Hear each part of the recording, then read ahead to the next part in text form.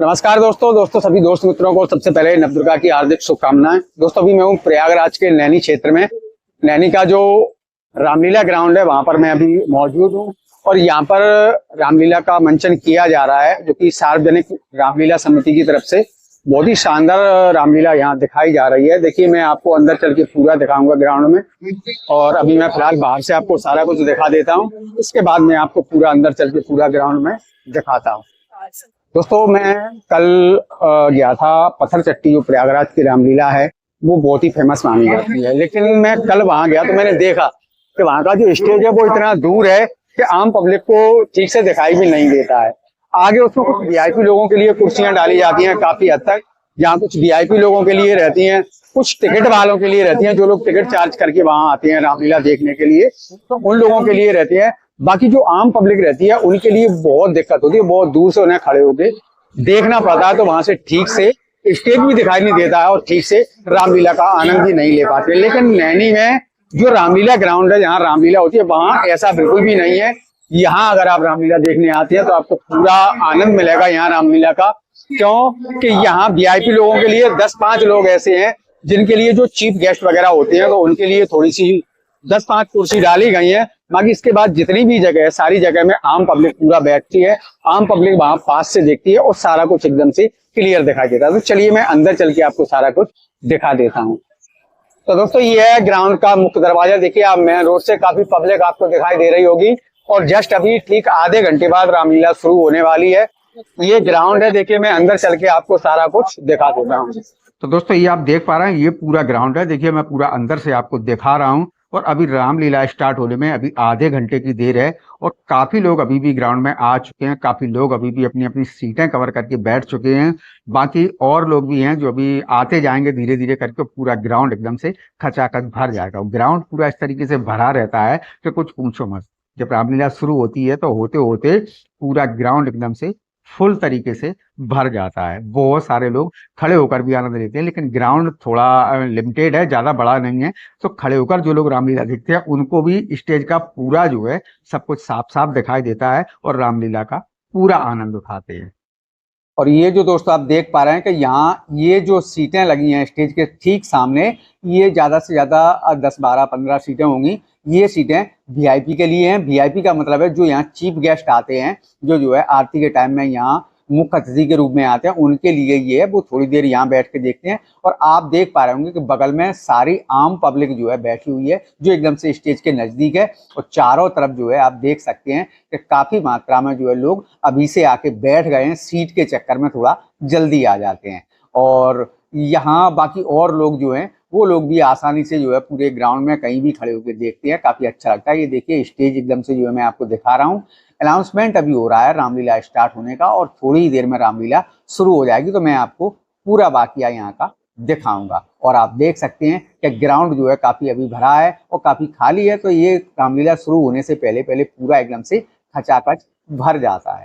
दोस्तों फिलहाल की अगर बात करें तो इस वक्त प्रयागराज में जहां भी रामलीला का मंचन किया जा रहा है, मुझे लगता है कि नैनी की रामलीला सबसे बेहतर है। और उसके सबसे बेहतर होने का कारण है यहाँ का ग्राउंड। यहाँ का ग्राउंड जो है वो ज्यादा बड़ा नहीं है, तो जितनी भी पब्लिक यहाँ आती है वो सारी पब्लिक बहुत ही अच्छे तरीके से रामलीला का आनंद उठा पाती है। बाकी अन्य जगह जो बड़े बड़े ग्राउंड हैं, जैसे कि कटरा है, पत्थर चट्टी है, ग्राउंड तो काफी बड़े हैं, लेकिन पब्लिक को वहाँ इतनी आसानी नहीं होती देखने में, क्योंकि नजदीक से देख नहीं पाते हैं और दूर से देखने में वो आनंद प्राप्त नहीं होता है जो आनंद नैनी में प्राप्त होता है। तो दोस्तों जस्ट अभी रामलीला शुरू होने वाली है, मैं आपको सारा कुछ दिखाऊंगा, बने रहिए वीडियो में। दोस्तों आपकी जानकारी के लिए बता दूं कि आज लंका दहन की रामलीला होने वाली है, तो मैं अभी आपको दिखाता हूँ।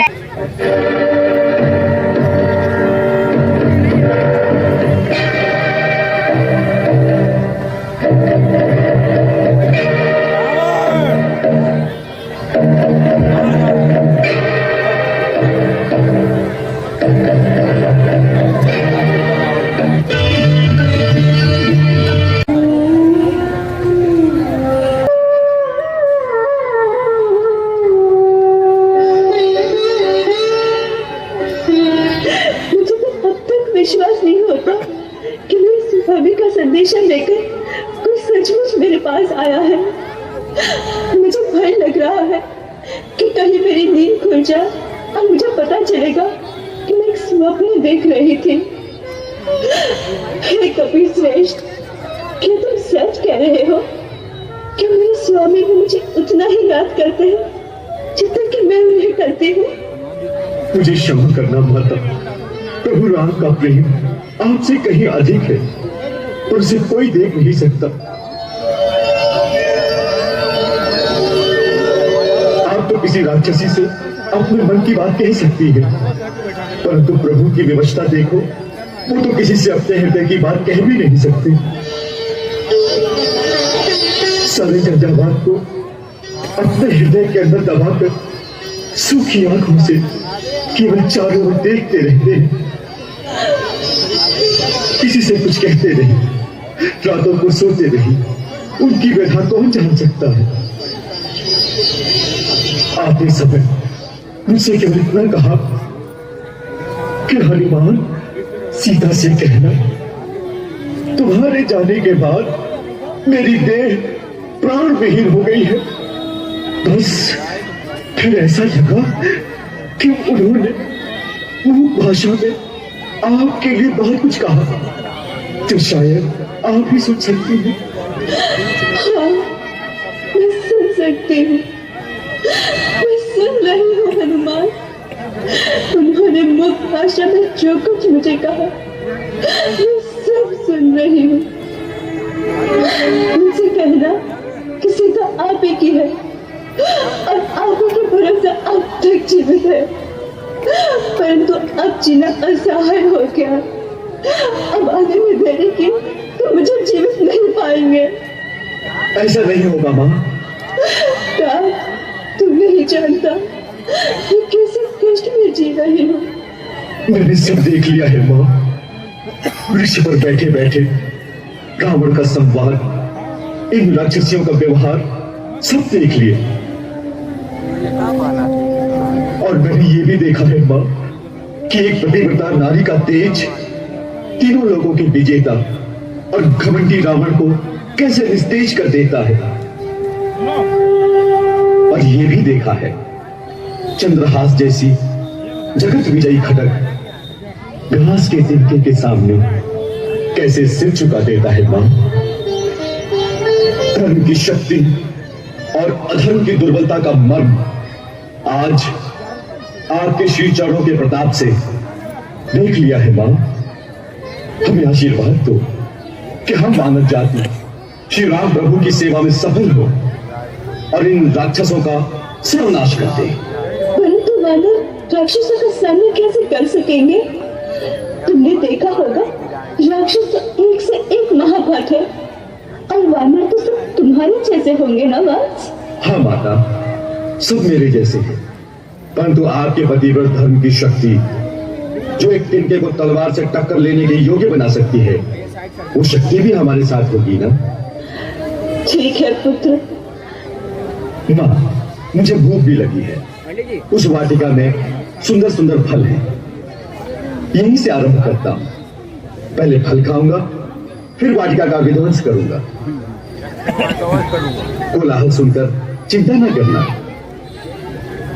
जाने से पहले एक बार आपकी चरण रज लेने आऊंगा। अच्छा।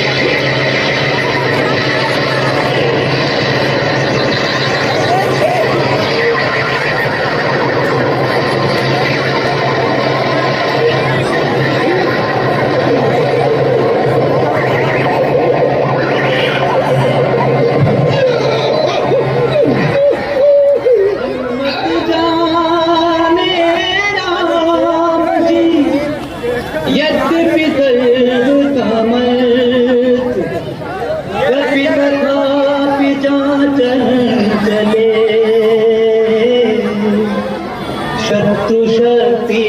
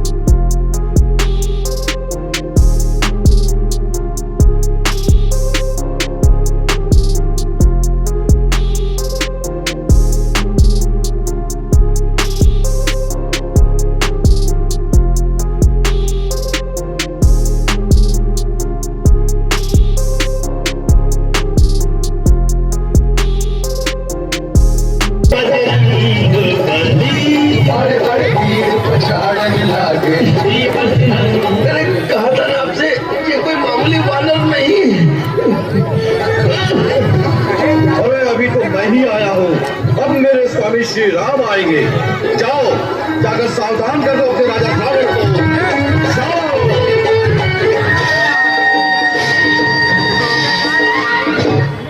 राम, श्री राम आएगा? किसने भरमा दिया, किसने सुना दिया उस जंगली का नाम तुझे? उसी बंदर ने महाराज। आप क्या बात कर रहे हैं नायक जम्बूमाली? राजकुमार अक्षय कुमार अशोक वाटिका में एक ऐसा विराट विचित्र वानर घुसाया है जिसने सारी वाटिका उजाड़ डाली। वो पेड़ ऐसे तोड़ता है जैसे कोमल फूलों की डाली। वाटिका उजाड़ डाली? तो आपके पहरेदार वहां क्या कर रहे थे? और फिर इतनी सी बात के लिए आप महाराज का समय नष्ट कर रहे हैं। आप स्वयं जाकर उसे दंड क्यों नहीं देते? वही करने तो गए थे, परंतु उस वानर ने उल्टा इन्हें वाटिका से भगा दिया। महाराज, मैं वहां रहता तो मेरी मृत्यु निश्चित थी। मैं आपसे बार बार विनती कर रहा हूँ कि वो कोई साधारण वानर नहीं है, और ऐसा लगता है कि वो किसी गुप्त कार्य से यहाँ आया है। उसके पास कोई दैवी शक्ति है। जो उसके सामने जाएगा वो उसे जीता नहीं छोड़ेगा। उसे किसी छल से पकड़ना चाहिए। आप कहाँ जैसी बातें कर रहे हैं? एक वानर लंका में घुस आया है और लंका में आप जैसे महाभट डर के मारे कांपते हुए राजमहल में घूम रहे हैं। धिक्कार है ऐसे जीवन पर। पिताश्री, आप मुझे आज्ञा दें। मैं अभी इस वानर को दूर से पकड़कर आपके सामने लाता। जाओ वक्त, परंतु उस वानर को साधारण वानर समझकर असावधानी न बरतना। वानर जाति में भी बड़े बड़े महाबली योद्धा हुए हैं, और रणनीति भी यही कहती है, शत्रु चाहे छोटा हो या बड़ा, परंतु जब भी रणभूमि में जाओ अपनी पूरी शक्ति से आक्रमण करो, जिससे पहले ही हल्ले में शत्रु ठंडा हो जाए। और याद रखो, शत्रु पर दया कभी मत करो। जाओ। जवाब। चलो।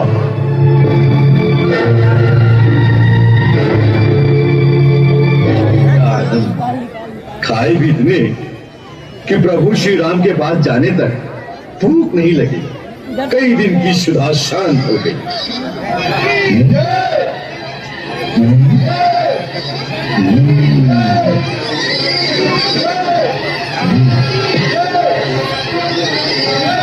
सोचा था हनुमान, थोड़ा विश्राम कर, खाया पिया बचाकर विश्राम कर, पर प्रभु श्री राम के काम में विश्राम कर।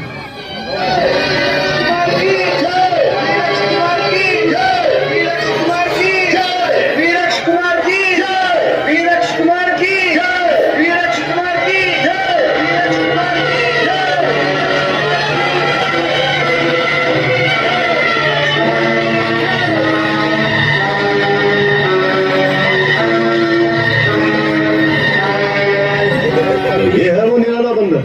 जय श्री राम। उन्हें हमारी बगिया उजाड़ डाली, हमारे सैनिकों को मार डाला। मैं मारने वाला कौन, बगिया उजाड़ने वाला कौन? जो फूल खिलता है फल बनता है, डाली से टूट कर गिरता है। ओह, बंदर की जात और इतनी बड़ी बात। और तुझ वानर, तुम्हारा जीवन की काल से टूटकर मौत के मुंह में जाने का समय आ गया है। सुस्वागतम। आप भी अपने मन की अभिलाषा पूरी कर ले श्रीमान। सैनिकों, पकड़कर बांध लो इसे।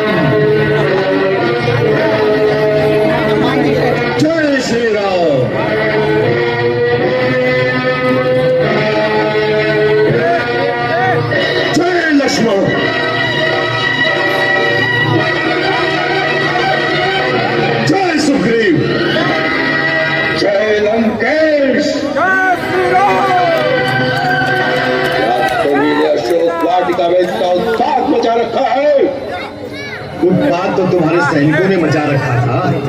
मैं तो केवल अपनी भूख मिटाने के लिए वाटिका में फल खाने आया था। भूखे थे तो भिक्षुक की भांति हमारे द्वार पे आते, अगर भिक्षा मिल जाती चोरों की भांति राजा की वाटिका में आने का अपराध न करते। जानते नहीं हमारे राज्य में चोरी का दंड बड़ा भीषण है। मैं तो समझा था जिस नगरी का राजा स्वयं चोर है, उस नगरी में चोरी करने पर दंड नहीं पारितोषिक मिलेगा। यदि इस राज्य में चोर को दंड दिया जाता है तो पहला दंड तुम्हारे पिता को मिलना चाहिए, जो चोरी से एक अबला स्त्री को उठा लाया है। उनके प्रति प्रदक्ष है, तेरे जीवन की अवधि पूरी हो चुकी। मृत्यु तो तुम्हारी निश्चित है, परंतु अच्छा होता कि पहले अपने भाई यक्ष कुमार का क्रियाक्रम कर लेता, नहीं तो पिता को दोनों पुत्रों को एक साथ अग्नि देनी पड़ेगी। तो तुझे नहीं मिलेगी। नरकट, जिस वाटिका को तूने उजाड़ा है वही चील कौवे तेरा मांस नोच नोच कर खाएंगे।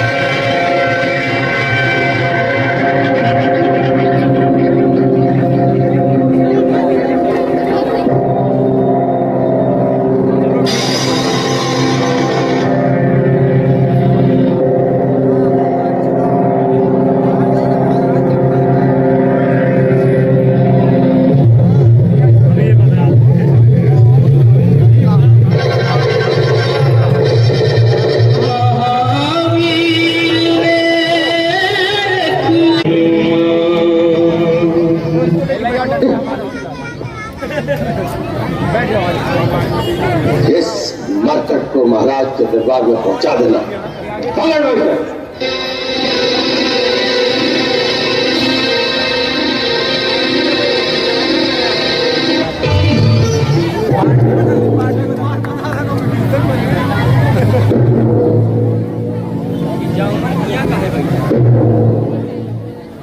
लंकेश्वर महाराज की जय हो।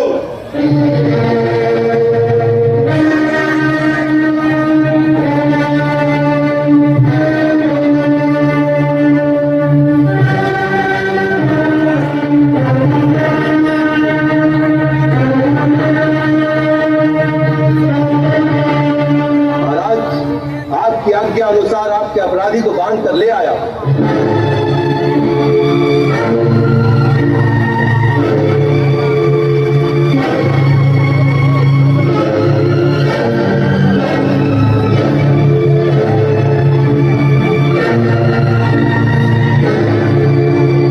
वीर मेघनाथ, हमें तुमसे यही आशा थी। तुम्हारा पराक्रम सराहना के योग्य है। ये सब आपकी ही शक्ति का प्रताप है महाराज। वत्स, हम तुमसे प्रसन्न हैं। आसन ग्रहण करो।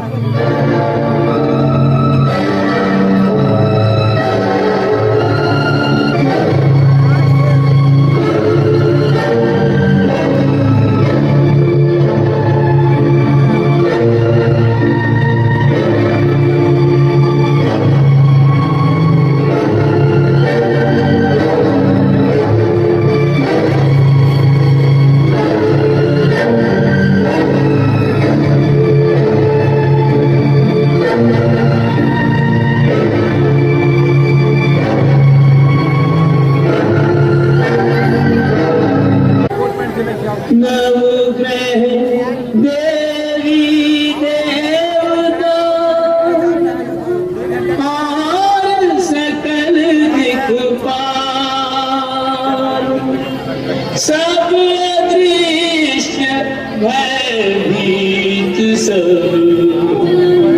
देखे हनुमत लाल, देखे हनुमत लाल।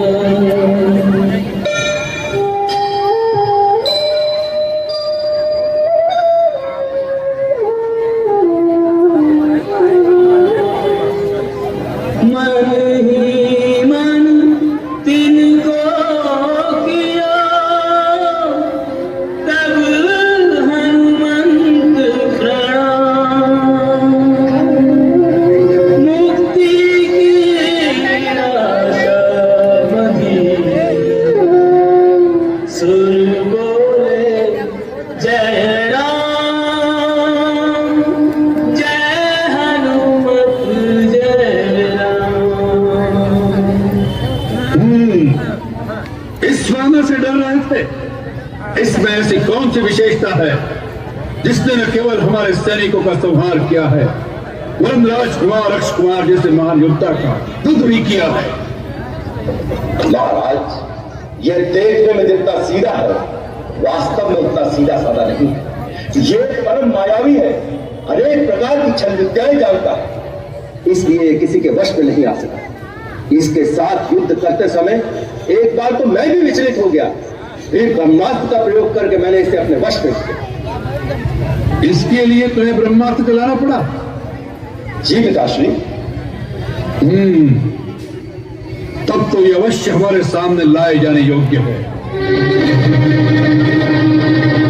दौल वानर, किसके बलबूते पर तूने हमारे सुंदर उत्तर को उजाड़ दिया? हमारे राक्षस जो वहां के रक्षक थे, तूने उन्हें किस अपराध के कारण मारा? प्रभु, अपने शरीर को स्वस्थ रखना और उसकी रक्षा करना प्राणी का पहला धर्म है। इसी धर्म के अनुसार जब शरीर अत्यंत भूखा हो और खाने का पदार्थ सामने हो, तो उसे खा लेने में धर्म और न्याय की दृष्टि से कोई दोष नहीं। मैं 100 योजन समुद्र लांग कर आया था। इस परिश्रम से मैं बहुत थक गया था और भूख भी लगी थी, इसीलिए अशोक वाटिका के फलों पर अपना अधिकार समझकर खा गया। महाराज, रात्रि के समय जब वृक्ष सो रहे हैं तो उनके फल और पत्ते आदि तोड़ना वर्जित है, इसीलिए मैं पहले उन्हें हिला हिलाकर जगाता था। उनको हिलाने डुलाने में कुछ वृक्ष की जड़ें बाहर निकल आई। बस फिर आपके सैनिकों ने मेरे शरीर पर प्रहार किया। अपने शरीर की रक्षा के धर्म के लिए मुझे उनसे लड़ना पड़ा। महाराज, जिन्होंने मुझ पर प्रहार नहीं किया, मैंने उनको कुछ नहीं कहा, बस केवल मैंने उन्हीं को मारा जिन्होंने मुझे मारने की चेष्टा की। इसीलिए आपके पुत्र राजकुमार अक्ष को मुझे परलोक भेजना पड़ा। की इच्छा से आए, उसे मारना अधर्म नहीं। हमारे प्रिय पुत्र राजकुमार अक्ष कुमार का वध करते समय तुम्हें हमारी शक्ति का कोई भय नहीं था? शायद तूने हमारा नाम और हमारी कीर्ति अभी तक नहीं सुनी। सुनी है महाराज, आपकी कीर्ति और आपके कारनामों की यश गाथा सुनी। कैसे सहस्त्रबाहु के साथ आपने वीरतापूर्वक युद्ध किया था, और फिर कैसे वानराज बाली आपको अपनी काख में दबाए दबाए 6 महीने तक घूमते रहे। आपकी वीरता के चर्चे तो तीनों लोकों में सुनाई दे रहे हैं। महाराज, जो छल से भिखारी का वेश बनाकर किसी अकेली अबला स्त्री को चोरों की भांति उठा लाए, ऐसा परम वीर आपके अतिरिक्त और कौन हो सकता है? वानर!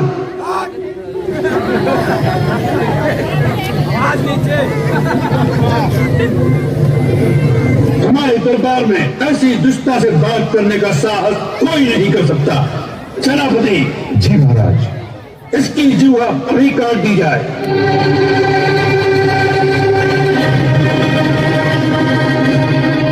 धैर्य सेनापति।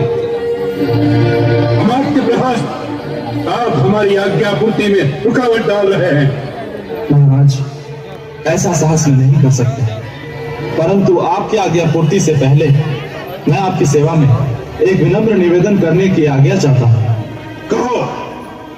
हे लंकेश्वर, ये कोई साधारण मानव दिखाई नहीं देता और इसका यहाँ पर आना भी कोई साधारण सी बात नहीं लगती है।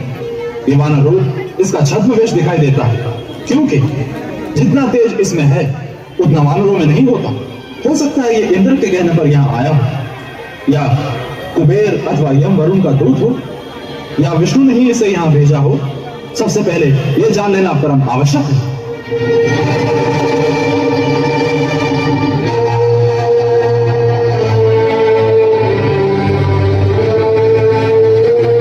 महाराज, मंत्री और प्रहस्त का कहना ठीक है। ये जानना परम आवश्यक है कि किसने इसे भेजा है और उसके पीछे किसी शत्रु या स्वयं देवताओं का क्या षड्यंत्र है।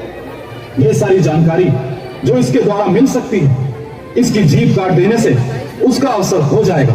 सेनापति, सबसे पहले इसे सारी जानकारी लें और यदि ये सीधी तरह से ना बताए तो इसे ऐसी यातनाएं दी जाएं जिससे ये सब कुछ बताने पर बेहोश हो जाए। हम आपके विवेक की प्रशंसा करते हैं सेनापति। समाज प्रहस्त की आज्ञा का पालन हो। इतने बड़े कार्यक्रम की आवश्यकता नहीं है महाराज। इतनी सी बात तो मैं स्वयं बता देता हूं। मैं वायु देवता का औरस पुत्र हनुमान हूं। मुझे न भगवान विष्णु ने भेजा है और न इंद्रादि देवताओं ने। मैं तीनों लोगों के स्वामी, अमित तेजस्वी, रघुकुल शिरोमणि भगवान श्री राम का दूत है।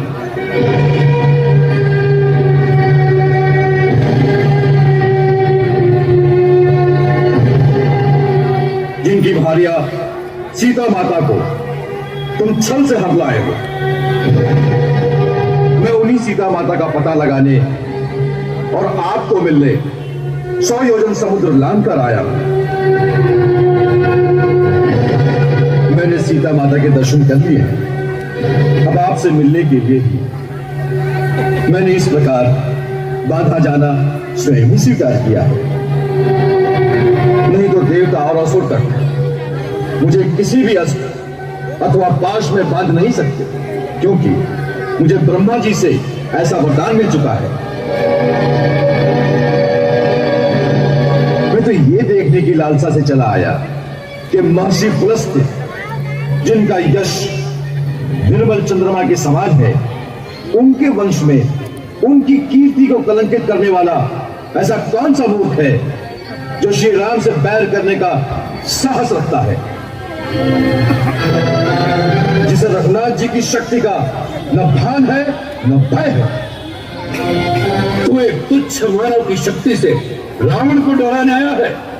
रावण जिसे ब्रह्मा और स्वयं भगवान शिव से शक्तियां प्राप्त हुई हैं। यदि मैं भगवान शिव होता तो इस समय आपको यही उपदेश देता कि वत्स, मेरी शक्तियों और मेरी अनुकंपा का दुरुपयोग न करो। तूने धर्म पूर्वक तपस्या के द्वारा जो शक्तियां मुझसे पाई हैं, उनका प्रयोग विनम्रता से धर्म के कार्य में ही करो। यदि उनके कारण अपने अंदर पाप, अहंकार और अधर्म की प्रबलता आने दोगे तो उसका एक ही परिणाम होगा, विनाश, समूल विनाश।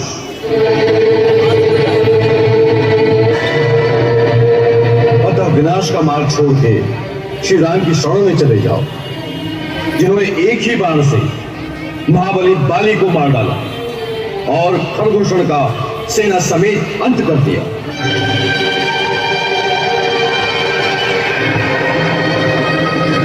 तुम्हें पहचानो, उस सारे जगत के स्वामी है। तीनों लोकों में उनसे टक्कर लेने वाला कोई नहीं है। समस्त देवता, ब्रह्मा, स्वयं मैं भी उनके सामने सदा नतमस्तक रहते हैं। सुपुत्र, अब भी समय है। जानकी जी को लेकर उन शरणागत वत्सल की शरण में चले जाओ। चपल वानर, ये भगवान शिव के वाक्य हैं या तेरी भ्रमित बुद्धि के प्रलाप? पाप स्वयं ही अपने कर्ता को जड़ मूल से नाश कर देता है। अतः आप जैसे बुद्धिमान को दूसरे की स्त्री को घर में कैद रखने जैसा निंदित कार्य शोभा नहीं देता। यही एक पाप आपकी समस्त शक्तियों और सोने के महलों समेत इस लंका का नाश कर देगा। इस हंसते गाते देश में एक चित्कार के सिवा कुछ नहीं बचेगा। मृत आत्माओं को पानी पिलाने वाला भी कोई नहीं बचेगा। बस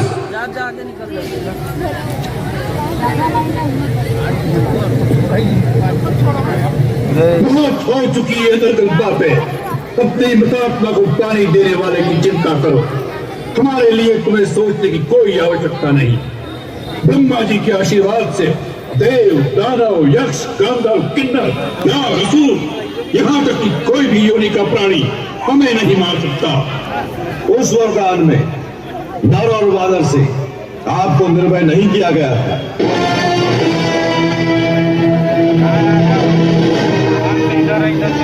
भगवान श्री राम इस समय नर रूप में और सुग्रीव वानर। राजन, मैं फिर हाथ जोड़कर कहता हूं, श्री राम के साथ द्रोह करने वाले को स्वयं शंकर, विष्णु, ब्रह्मा भी नहीं बचा सकते। राम से विमुख होकर लाखों करोड़ों की संपत्ति भी ऐसे ही श्रीहीन है जैसे एक नारी का शरीर सोने के आभूषण पहनकर भी वस्त्रों के बिना मर्यादाहीन ही रहता है। महाराज रावण, मैं आपको अंतिम चेतावनी देता हूं कि जिन्हें आप सीता समझ रहे हैं वो विष मिले भोजन के समान आपकी मृत्यु का संदेश है। सीता का रूप धारण करके आपके पास काल की फांसी आ पहुंची है। महाराज रावण, यह अंतिम चेतावनी है, नहीं तो मरने के लिए तैयार रहो। मैं स्वयं भी तुम्हें मृत्यु दंड देने की शक्ति रखता हूं, परंतु मुझे श्री राम की आज्ञा नहीं। वैसे भी ये गौरव श्री राम को ही मिलना चाहिए। मृत्यु दंड देने की शक्ति किसमें है? इस खल को ये बता दो। इसी समय इसका सिर काट दो।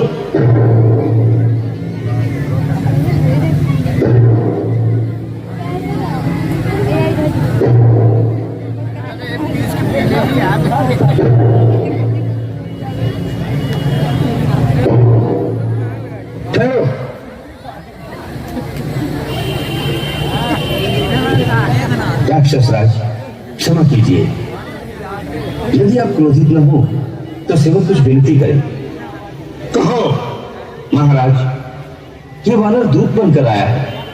इस वानर का वध करना धर्म के विरुद्ध है और लोकाचार की दृष्टि से भी निंदित है। आप तो राजधर्म के विशेषज्ञ हैं। आप जैसे वीर के लिए ये कदापि उचित नहीं। मैं विभीषण सागर के प्रस्ताव से सहमत नहीं। मैं तो दूध भी नहीं मांगता, क्योंकि उसने दूध जैसा आपने शत्रु की भांति हमारे सैनिकों का वध किया। इसने एक गुप्तचर की भांति आचरण किया है। हाथ में आए हुए शत्रु या उसके गुप्तचर को छोड़ देना बुद्धिमानी नहीं है महाराज, बाद में पछताना पड़ता है। मैं इसे मृत्यु दंड देने का अनुमोदन करता हूं। इंद्रजीत का कथन सत्य है। पापियों का वध करने में कोई पाप नहीं। इस वानर ने राजवाटिका को ध्वंस करके राजकुमार अक्ष और महाबली जाम्बुवाली का वध किया है। इसका वध न्यायोचित है। लंकेश्वर, सत्पुरुषों का कथन है कि दूत कहीं भी, किसी भी समय, किसी भी अवस्था में वध करने योग्य नहीं होते। इसमें संदेह नहीं कि इसने सब कार्य शत्रुओं वाले किए हैं, तथापि दूत का वध करना उचित नहीं कहलाता। इस वानर को मारने में मुझे कोई लाभ दिखाई नहीं देता। जिन्होंने इसे यहाँ भेजा है उन्हीं को प्राण दंड देना चाहिए। नीति और धर्म के मर्मज्ञ हमारे मंत्रीगण का क्या मत है? महाराज, मुझे क्षमा करें, परंतु मैंने किसी दूत के लिए मृत्यु दंड कभी नहीं सुना। यदि दूत मर्यादा का उल्लंघन करता है तो उसके लिए दूसरे प्रकार के बहुत से दंड उचित बतलाए गए हैं, जैसे अंग भंग कर देना, या सर मुंडवा देना, या उसके शरीर में कोई चिन्ह दाग देना। महाराज, दोस्त सदा अपने स्वामी के अधीन होता है, इसलिए वो अपने स्वामी के हित की ही बात करता है। इसलिए वो शत्रु की भांति व्यवहार करे तो भी वध के योग्य नहीं होता। मेरे मत में इसे कोई और दंड दिया जाना चाहिए।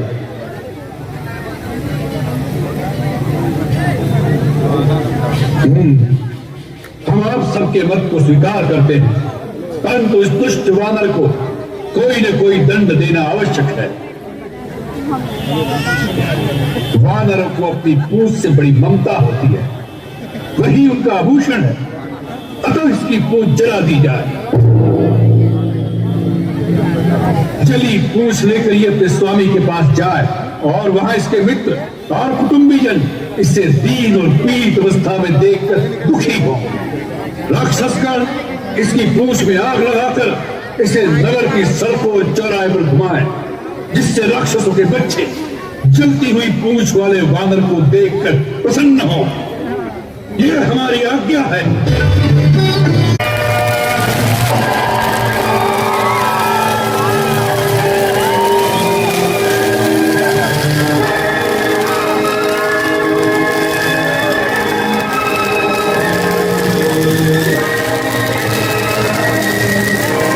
जय श्री राम।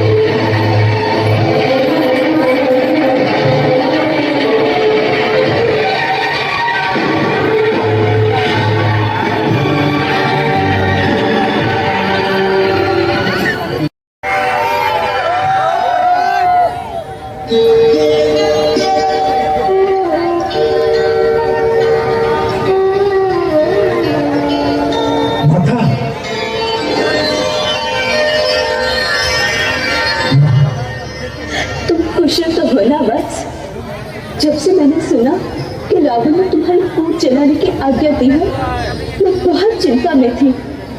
मैं अग्नि देवता से तुम्हारी रक्षा के लिए प्रार्थना करती रही।